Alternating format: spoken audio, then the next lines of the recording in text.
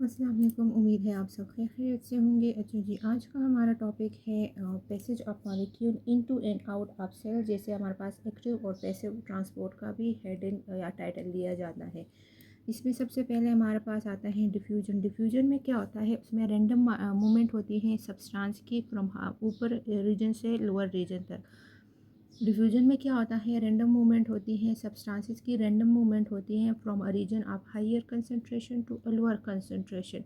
इसमें क्या करता है, सेल मेम्ब्रेन जो है वो डज नॉट स्पेंड एनर्जी। वो डिफ्यूजन के दौरान जो है कोई भी सेल मेम्ब्रेन अपनी एनर्जी को यूज़ नहीं करता। ये क्या करता है, दिस इज़ वाई इसको पैसिव ट्रांसपोर्ट भी कहा जाता है, क्योंकि इसमें सेल मेम्ब्रेन जो है अपना किसी भी किस्म का कोई भी एनर्जी जो है उसको यूज़ नहीं करता, और उसको जो है वो मोमेंट पे या उसकी जो मालिक्यूल्स की या जो कंसंट्रेशन होती है किसी भी सब्सटेंस की हायर रीजन से लोअर रीजन तक, तो उसके लिए कोई एनर्जी रिक्वायर्ड नहीं होती। क्योंकि वैसे भी जब हम ऊपर से कोई चीज़ फेंकते हैं तो वो ऑटोमेटिकली नीचे आती है, हमें ज़ोर लगाने की ज़रूरत नहीं पड़ती।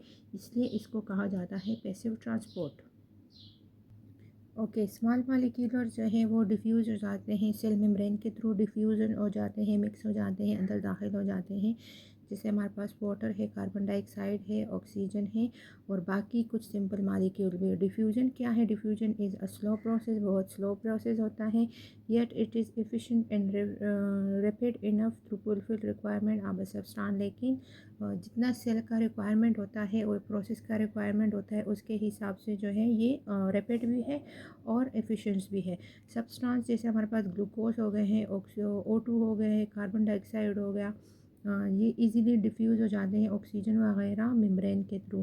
ग्लूकोज जो है उसमें हाई कंसंट्रेशन होता है, ग्लूकोज जो है वो हाई कंसंट्रेशन में मौजूद होता है after the food is digested in a small intestine. जब हम कोई खुराक लेते हैं तो उसके बाद जो है हमारी जब उसकी एब्जॉर्प्शन होती है, उसकी डाइजेशन होती है, तो उसके बाद हमारे पास ग्लूकोज का जो लेवल होता है वो इंक्रीज़ होता है स्मॉल इंटेस्टाइन में या वैसे ही सेल के अंदर।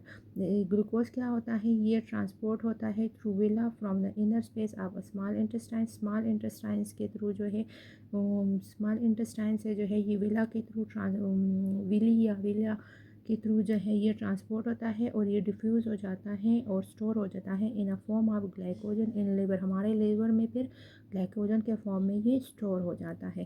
ओके, नेक्स्ट है हमारे पास, ये हमने पढ़ा, अभी हमने पढ़ा है पैसिव ट्रांसपोर्ट, जिसको हम डिफ्यूजन भी कहते हैं। नाउ अब हम पढ़ेंगे दूसरा जो है, इसमें फैसिलिटेड डिफ्यूजन है। फैसिलिटेड डिफ्यूजन क्या होते हैं, बहुत सारे मॉलिक्यूल जो डिफ्यूज़ नहीं होते हैं सेल मेम्ब्रेन के थ्रू। क्यों? क्योंकि उसका जो साइज़ जो है और जो उसमें चार्ज होता है वो ज़्यादा होता है।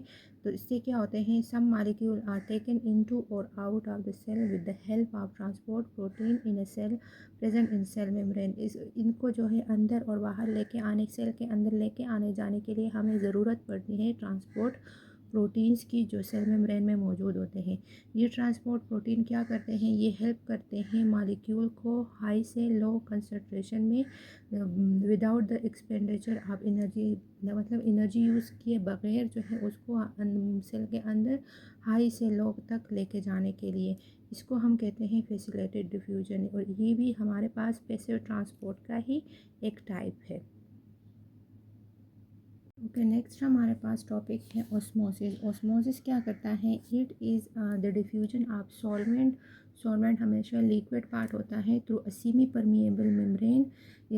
ऑस्मोसिस में क्या होता है कि जो सॉल्वेंट होता है उसकी डिफ्यूजन होती है सेमी परमिएबल मेम्ब्रेन के थ्रू।